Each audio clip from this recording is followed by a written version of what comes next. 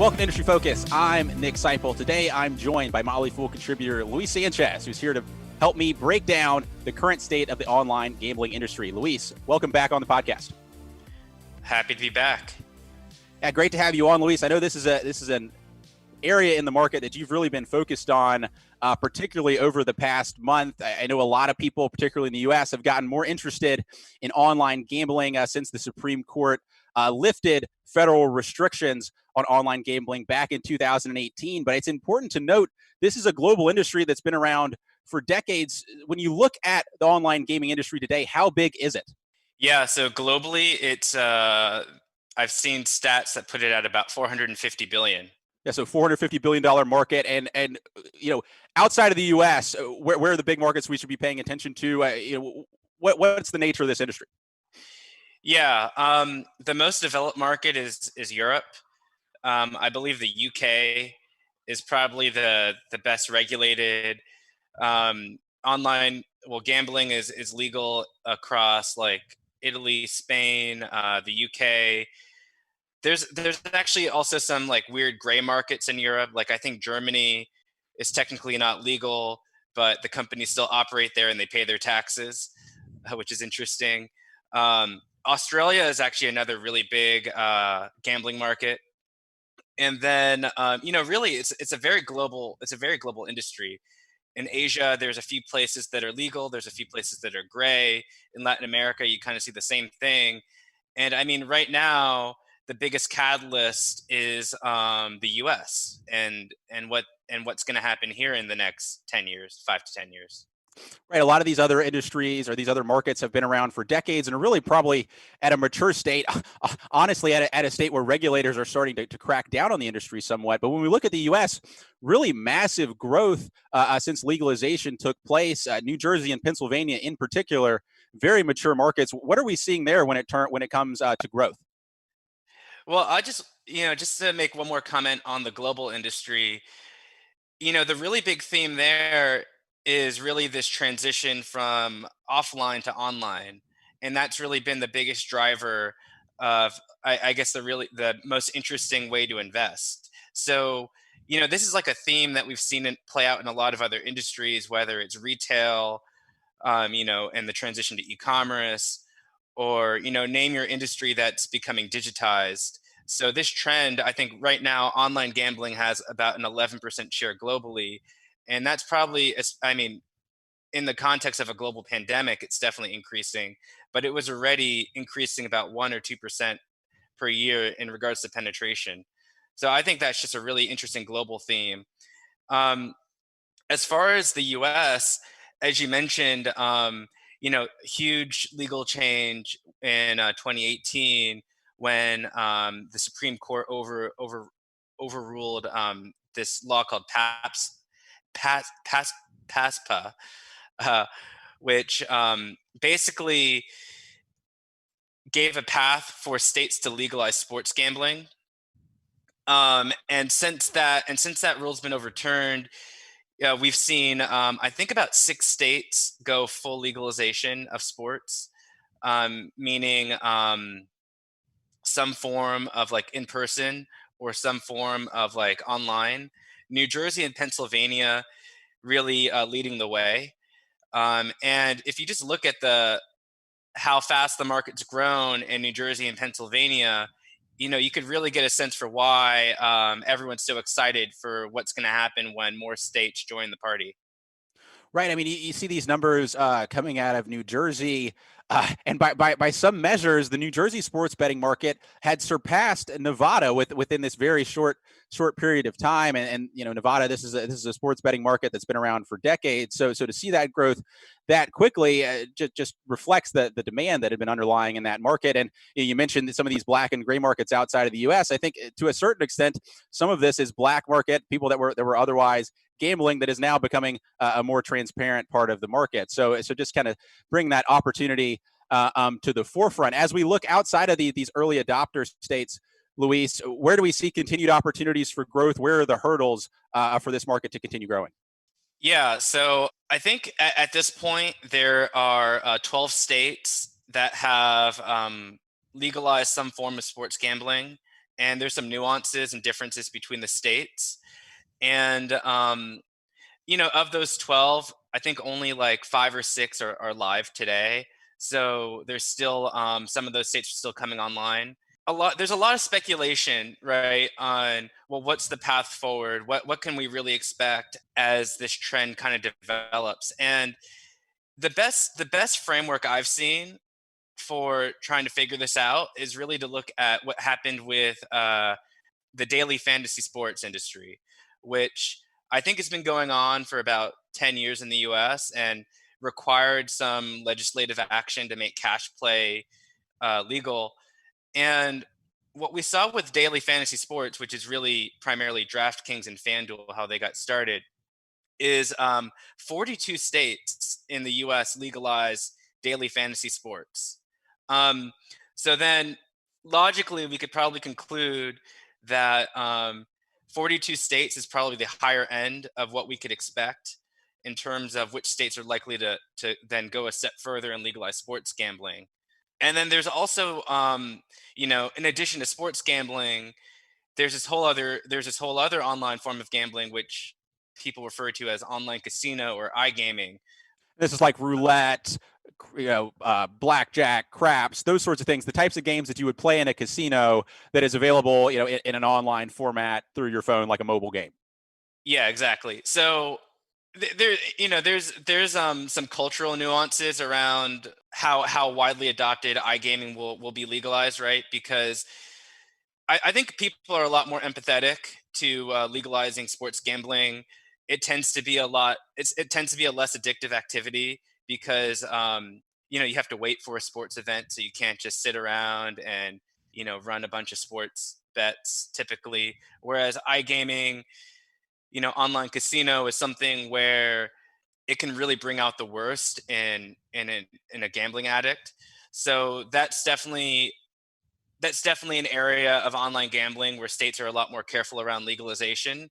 So there are some states that have already legalized both online sports and online casino, and New Jersey and Pennsylvania are two examples of that. And going back to that thought of how many states at maturity could legalize iGaming, I would expect it to be less than the number of states that would legalize sports gambling for those reasons. So if we think that in the next 10 years, 30 to 40 states will probably legalize online sports gambling, it's probably a good assumption to make that maybe 20 to 30 states could probably legalize iGaming. Um, I guess the push and pull of this, though, is that with what's happened with the economy, a lot of states are actually feeling more pressure to legalize sports gambling and iGaming to get the tax revenues. So whereas a year ago people were talking about one set of assumptions over how large this market could be, I think one of the big catalysts for growth here is just kind of a rethinking of, well, maybe on the margin we could actually get more states legalize gambling, and we could actually see that happen quicker. And just kind of given the nature of iGaming and iCasino, that's actually a more profitable source of tax revenue for states. So assumptions across the board, they seem to be getting more bullish on the prospect for legalization in these different forms of gambling. Right. I guess states need the tax revenue as the economy slows down, and this offers a ready access to that. And I guess there were already some arguments out there that states, even before coronavirus, that states shouldn't leave this tax revenue on the table and allow their neighbors access to that. And so that could be a driver for this market. Kind of last thing on the regulatory aspect and how we should think about that before we get into some of these companies operating in this space. When it comes to legalization, obviously every state has the opportunity to take an approach that is, unique to their own, framework to regulate their market. So for these operators in the space, how should we think about the complications of navigating potentially dozens of different unique regulatory environments. Yeah, I think the right way to think about this market is it's not really you can't really view the US as one giant online gambling market. You really have to look at it as 50 different online gambling markets because each state is very different in a number of ways. I mean, one important thing to consider is a lot of these states already have regional casinos, and they're worried about cannibalizing those existing casinos. Other states have a presence of a lot of Native American casinos, and there's pushback from from the tribes on in terms of what they're willing to allow happen. And then the way that manifests is just a lot of different ways, a lot of different approaches that states have taken. Um, so, I mean, one example, right, is the New Jersey Pennsylvania model, which basically says, if you're geographically located in the state of New Jersey, you could anything goes. You can go to a casino, you could go to Atlantic City and place a wager in person, or you could sign up for the FanDuel app or the DraftKings app and place a wager there. Um, there's other states where they've limited sports gambling to just in person. So New York and Mississippi are two examples of states like that. And as you would probably expect, just because of that obvious limitation, it's been a lot slower. It's been a lot slower to take off in a state like New York or Mississippi. And a lot of people actually do expect New York to eventually go through with online gambling legalization, but maybe this is like a baby step. They want to experiment with having sports betting done in person first, and then if it goes well and there's no issues, and maybe in like a couple years they'll legislate it online. And then there's like in between um, rules where, for example, in Illinois, they had a rule where in order you could gamble online, and you could open an account, but you had to register the account in person. um, which actually that rule was actually suspended, I think, largely due to the coronavirus pandemic, and they just realized that hurdle was creating unnecessary burden on players and casinos. And then there's other interesting nuances around how regulation could play out. I think the biggest one is how many licenses a state will allow. So, if for example, if a state only grants like two or three online licenses, well, that's going to limit the market in some ways. Whereas in other states, they might kind of just be a little bit more aggressive and just allow maybe like a couple dozen. And while allowing fewer licenses will limit maybe the number of operators, it'll actually help the regulators more carefully monitor how the market's developing, and also more carefully monitor like that idea of socially responsible gambling, which is a pretty big issue. Yeah, and I think that's something we can certainly talk about later. You raise the idea of one of the constraints to uptake in some of these jurisdictions has been this need to either go in person to register so you can bet online, or perhaps only bet in a physical casino. We mentioned earlier this idea that maybe because of coronavirus, states are more likely to legalize to gain access to revenue. If you carry that logic even further, you could say if legalization were to take place, given the environment we're in today, probably a little bit more likely to permit online gambling with less of those in-person restrictions. So again, adds a little bit of a tailwind to this market. Is that enough to really change the thesis for these companies? No, but something to think about when it comes to the potential opportunity for the business. And when it comes to potential opportunity to invest in this market as an investor, kind of high level, where are the buckets that you could go put your money into if you wanted to go invest in this market today? Where are the opportunities to do so?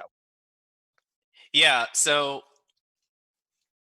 the first really interesting thing I'll point out here is that the most experienced operators are all European companies, just because that's the most developed market. So you go to a market like the UK, and there's maybe like a dozen publicly traded online or hybrid online in-person gambling companies, and a lot of those companies are trying to set up shop in the US now. Now that there's this great growth opportunity as they perceive it, um, and there's really like multiple pieces you need to establish an online gambling operation. The first thing that you need in the US is you need market access. You need a license. And the way that's handled in most states is administered through the casinos, the land-based casinos that already have gambling licenses. And so what you're seeing in a lot of cases is like an online player from Europe partnering with a land-based casino here to form either a new entity, or in some cases just to vertically integrate and like merge. Um, and another, another really important piece, and probably the most important piece other than access, is you need a brand, because just because you set up a website that allows people to gamble doesn't necessarily mean people will know to go to that website and gamble. And these European companies like William Hill, or GVC, or Flutter Entertainment, which are very large European operators, they don't have American brands, or they didn't have American brands, and they're now trying to figure that out. So I believe GVC, for example, is partnered with MGM. Flutter has acquired FanDuel, and there's been a whole bunch of other interesting partnerships. And then I think the last important piece that you need, and you probably can't disregard it, is you need to be able to have that operational expertise to know how to power the back end. So that's like the IT aspect, knowing how to manage payments. And there's, just because this is like geo-fenced for regulatory reasons, it's actually quite complicated. And then each state has its own unique rules around like what kind of bets can be placed, how large the bets can be placed, um, how do you monitor player accounts. So that IT backend is actually quite complicated, and I think the European players are. This is going back to the European players. This is why they're really well equipped to handle this, because in Europe they are dealing with multiple jurisdictions. Whether a company like Flutter will have its UK operations, it'll have its Irish operations, it'll have its Spanish and Italian operations, and it's using the same backend, but it knows how to kind of plug in and modify the tech backend to deal with these different markets. Um, so I think the real important takeaway here, though, is that online gambling is a very different kind of business than a land-based casino. And I don't think that you can assume that a company that has traditionally operated as a land-based casino will automatically be a good operator as an online casino, just because there's a lot of nuances there. In fact, I was speaking to someone in the industry who said, if he was starting a new online casino and he had a choice of who he could hire, someone who used to run a land-based casino or someone who used to run an e-commerce store, he would go with the person who could run the e-commerce store, because he thinks that running an e-commerce business like a Shopify store is actually a lot more similar to running an online casino, which I think is a really fascinating insight. Yeah, I think there's so many ways you can go off of that observation. This idea that I guess a casino is more of a hospitality brand, a hotel, versus for these online companies, it's all about driving demand, whether it's via search or advertising or branding. I think that certainly does seem like a different skill set. So it sounds like from your perspective, Luis, the areas of the market that are most interesting to pay attention to today are these tech-focused operators or folks providing the software on the back end that's really going to power the online segment of growth in sports betting and other online betting opportunities. Yeah, and it's funny because it's not like the tech companies could just go on their own, because they still do need a partner in some form with the land-based casinos just for the market access. So it really creates a very interesting web of like partnerships, joint ventures, and now we're starting to see mergers and acquisitions. So it's a very dynamic market to analyze. Yeah, you mentioned mergers and acquisitions, and there's the two companies that we've kind of danced around here is DraftKings and Flutter Entertainment, which is the parent of FanDuel. These are the big names, the industry. DraftKings the last 3 months up 231%. Flutter still doing quite well, up 95%. Both of these companies have had a number of mergers in recent months to really bring their total offering together under one umbrella. And I think, given the interest in these companies, it's worth taking some time dive into them more significantly. Let's take them in turn. So when you look at Flutter Entertainment, this parent company of FanDuel, what can you tell us about that business and their assets?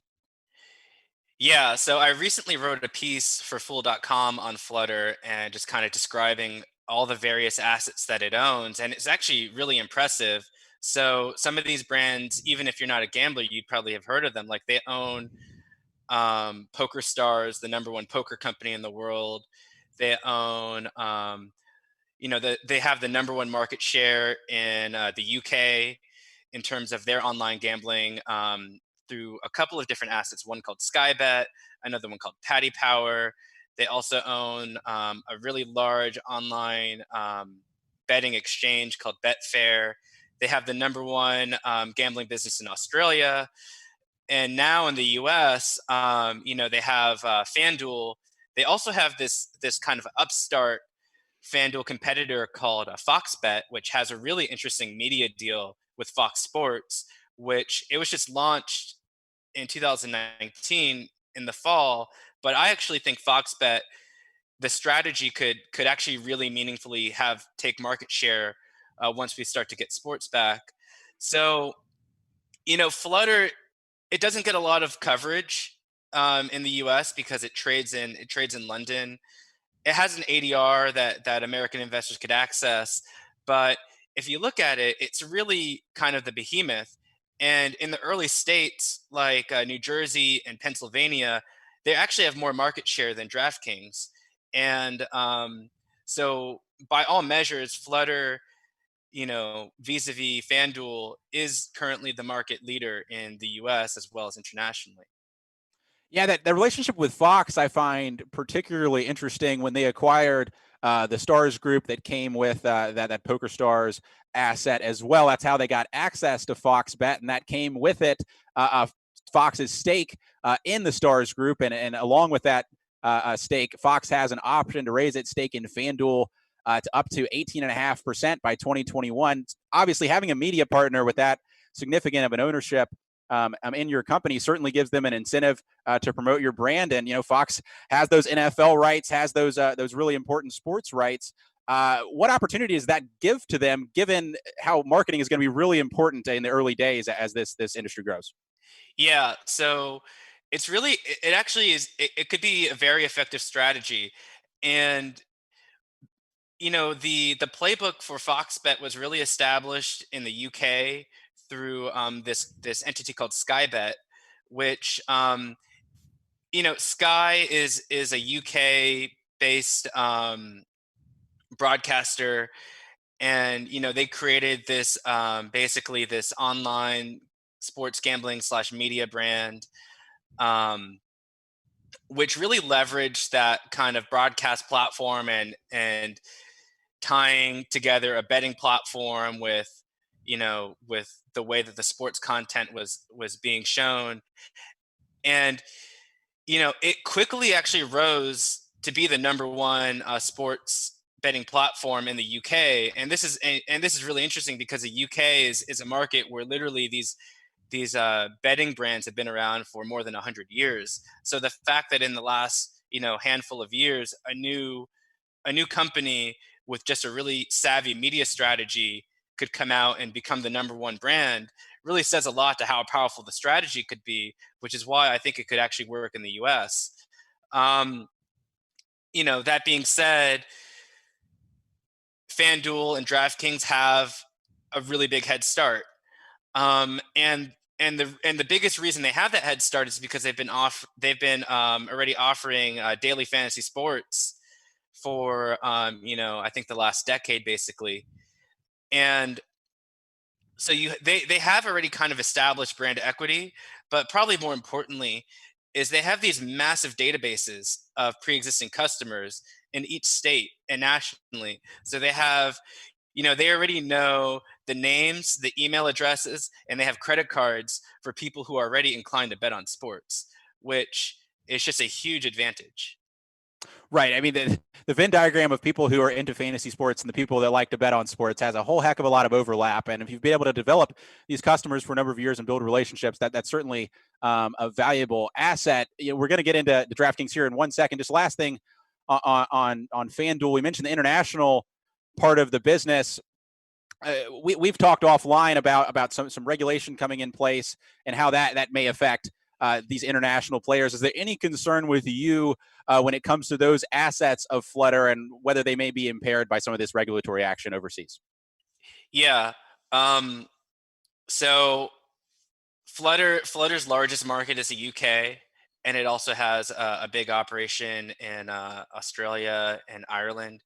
And basically, all three of these markets are facing kind of tougher regulation um, than they ever have in the past. So the kinds of things that we're seeing include the sales tax on gambling has been going up. I think it went up about 5% in the UK and Ireland in the last year. It was increased by 11% in Australia in the last year. And then there's all sorts of other things that regulators can do to make it tougher to operate these businesses, or I guess make it stricter. So I think they've placed limits on they've barred them from accepting credit card as a form of payment is another example. They've placed limits on the kind of like the size of the bets you could make for in-person gambling. So in the UK, they have these betting parlors, which are essentially like retail locations where you can come in, and they have like slot machines and that kind of thing. And they've basically been cracking down on that a little bit. So they've reduced the staking limit from 100 British pound to 2 British pounds, so a 98% reduction in the staking limit. And there's a big risk that although it's not currently being done with online casino, but there's a big risk that the way that the regulators have cracked down on the retail market, they'll do the same with the online market. And that's something that affects Flutter to a greater extent than DraftKings, which is more of a direct play on the U.S. market. Absolutely. So exactly. So Flutter, it's an interesting business. It has a global operation, but it's not a US pure play. And investors really like the US pure play right now because there's all this growth expected and there's none of this regulatory baggage. Yeah, and so let's move on to DraftKings. Similar to to Flutter in the sense that they have this exposure to the daily fantasy sports market, a built-in customer base that they've been developing over a number of years. However, where DraftKings has a little bit of a different approach has been this merger with SB Tech to really get directly involved in this back-end software powering their gaming offering, like you talked about earlier, Luis. What does that offer DraftKings that maybe sets them apart from others in the industry? Yeah, so DraftKings actually just went public through a SPAC offering in April. And as part of that SPAC offering, they simultaneously announced a merger with SB Tech, which is basically this B2B software company that powers different online gambling scenarios. One of SB Tech's biggest customers is actually state lotteries. So I think they do like the Oregon lottery. Um, but they also have a lot of know-how in terms of how to handle managing customer accounts, how to handle payments. They have pretty good sophistication in terms of how to develop content and how to drive innovation for like new forms of play for an online gambling scenario. So this is really a vertically integrated approach Whereas, you know, Flutter, it definitely has the capability to vertically integrate, but it has taken a much more piecemeal approach where Flutter actually uses a lot of third-party content, some of which we may talk about in a second. But the DraftKings approach is interesting. I think by owning the tech stack, there's obviously an opportunity to increase their margins over time, but I think it also just control the experience a lot more. So one thing that could be interesting, an interesting opportunity, is the ability to allow in-game betting. So basically, you know, some people will make a wager on a sports event the day before or the day of, but actually, if you look at if you look at the way people bet in Europe, I think actually two-thirds or definitely a majority of sports wagers are placed after a match has already started. And that's a little bit more of a technological challenge if you think about it, because obviously, the odds of the outcomes change during the match. But it's a very engaging way to play, and it's a very engaging way to just watch a game as a fan. So, being able to own that innovation process is actually a huge potential differentiator for DraftKings. For example, if we get into a scenario where DraftKings has the ability to offer in-game wagers where FanDuel doesn't, I mean, that suddenly gives sports gamblers a really big incentive to go and use the DraftKings app over the FanDuel app. Yeah, absolutely. So maybe that ability to be on the cutting edge of innovation, whereas FanDuel and others may be using an off the box product. Yeah, it's also really important when it comes to like iCasino, the online slots and online roulette and things like that. What what you've seen a lot of is these different online gaming companies using the same B2B service providers for content. Um, and as a player, you'll pick up on the fact that, well, if DraftKings is using the same iCasino as maybe something that like Penn National would offer, it's not a very differentiated experience because they're essentially using the same content provider. So the ability for DraftKings to maybe have a game that's like unique to DraftKings or proprietary form of play on the iCasino side is actually also a differentiator. So outside of the SB Tech part of the business, any other key points we should note as far as differentiators between what Flutter offers and maybe differences in potential opportunities for the company? Yeah, I think the really big thing with Flutter, well, the two things that I would point out with Flutter, one we kind of mentioned, is that they have a multi-brand approach. So they're actually looking to segment their audience. They think that some of their audience will be more interested in the FanDuel app. Maybe they have some brand equity there, but they think that there's a different segment of the audience that will be more inclined to use the Fox Bet app. So this is actually a strategy that they've used in other markets to success, where by having a multi-brand approach, they've been able to pick up different segments of the player market, whereas DraftKings is really going with its singular brand approach, which is interesting.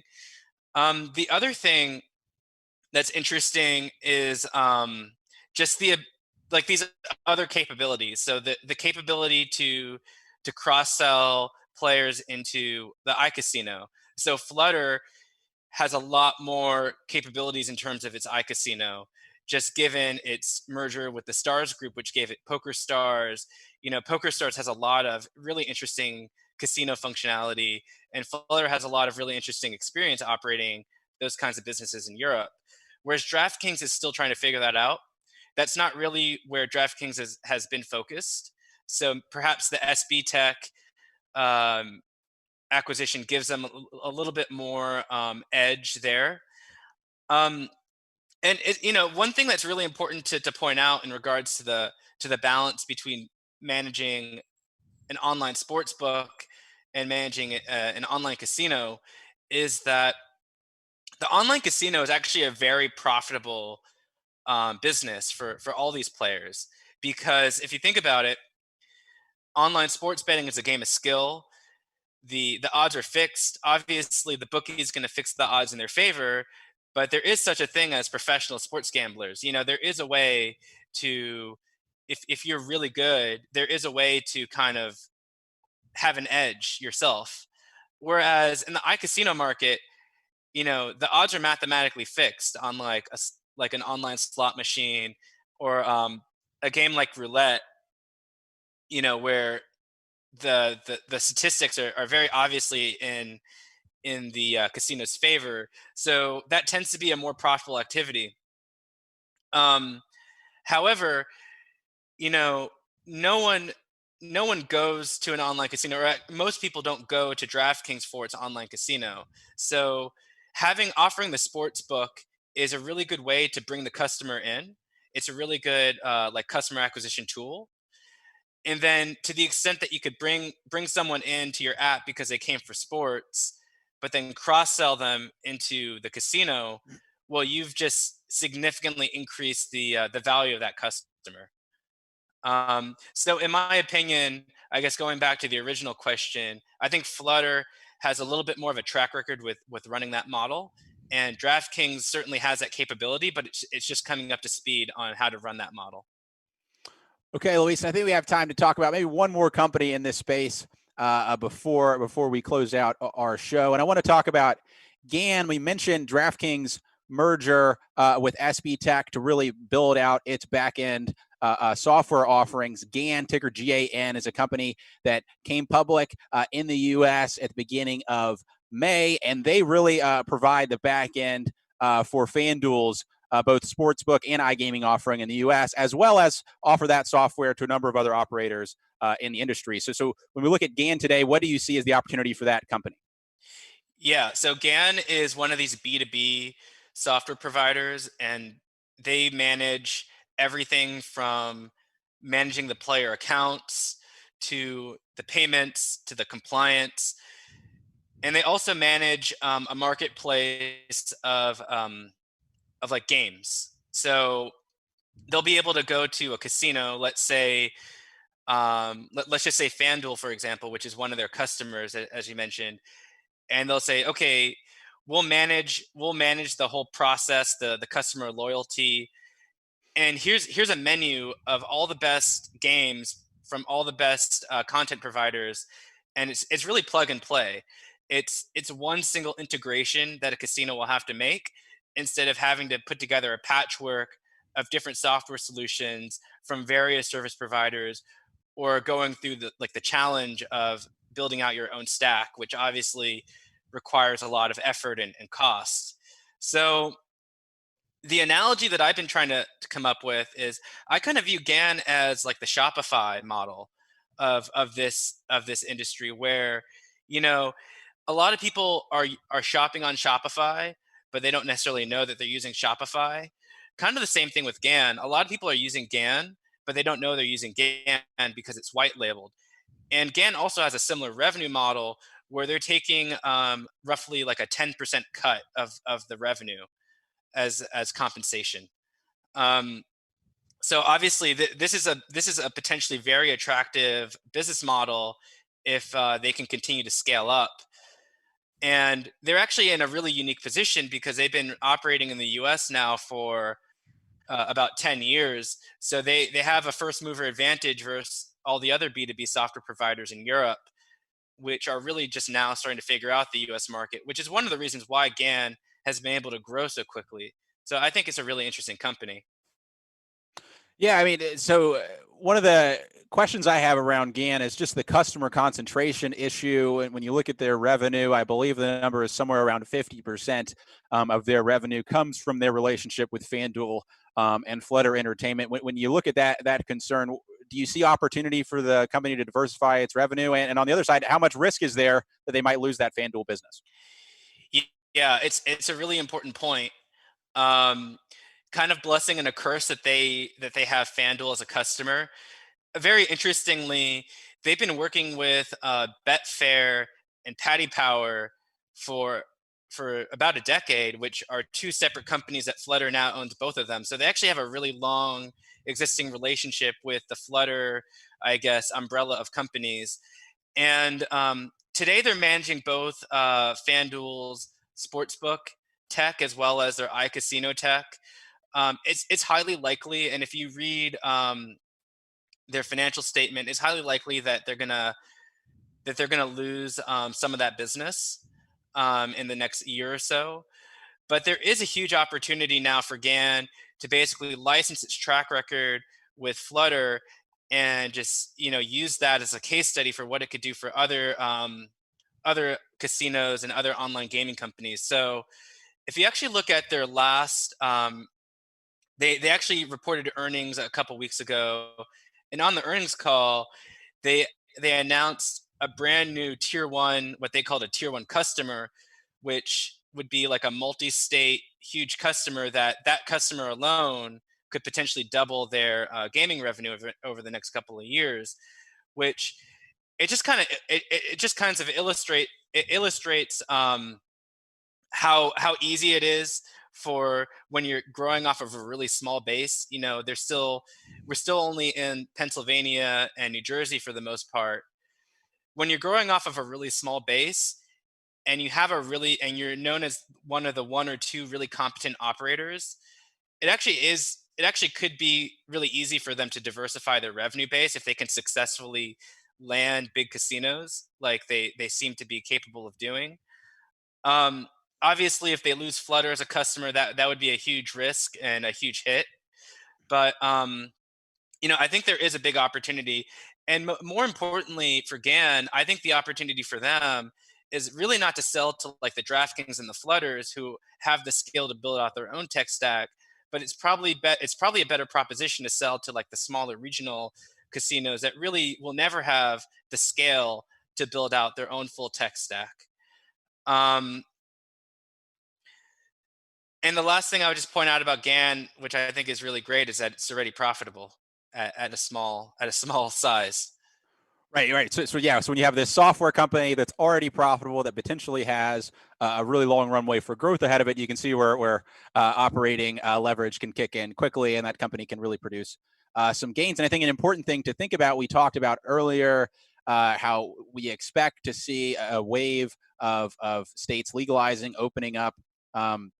Their markets. That creates an environment where speed to market is really important, because you want to capture customers while they're available and up for grabs. And when speed to market is prioritized, that's where a customer like GAN can really offer some value to these folks.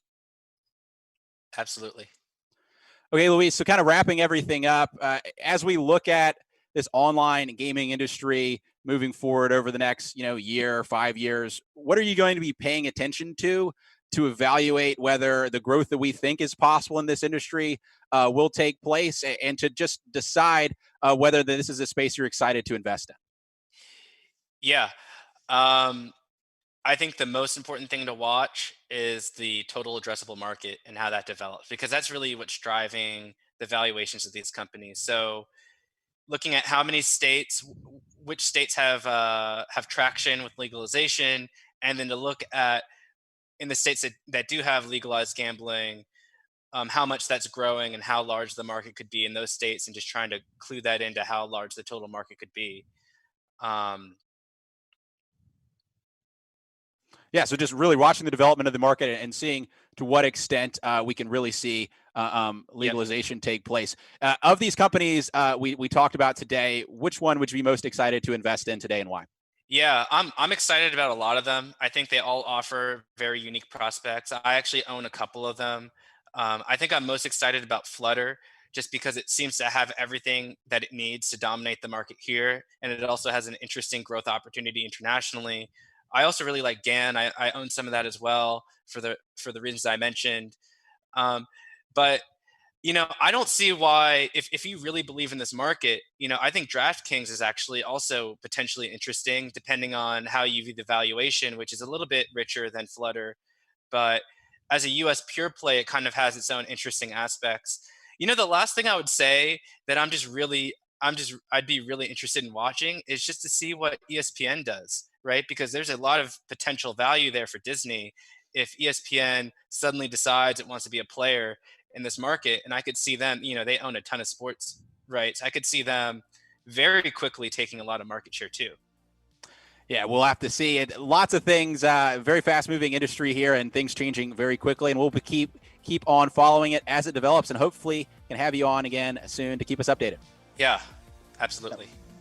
As always, people on the program may own companies discussed on the show, and the Motley Fool may have formal recommendations for or against the stocks discussed. So don't buy or sell anything based solely on what you hear. Thanks to Kyle Carruthers for his work behind the glass. For Luis Sanchez, I'm Nick Sciple. Thanks for listening, and Fool on.